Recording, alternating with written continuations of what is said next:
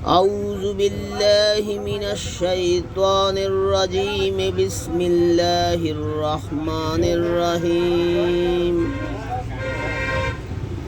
إذا زلزلت الأرض زلزالها وأخرجت الأرض أثقالها وقال الإنسان ما لها يومئذ تحدث أخبارها بأن ربك أوحى لها يومئذ يصدر الناس أشتاتا ليروا أعمالهم فمن يعمل مثقال ذرة خيرا يره ومن يعمل مثقال ذرة شرا يره।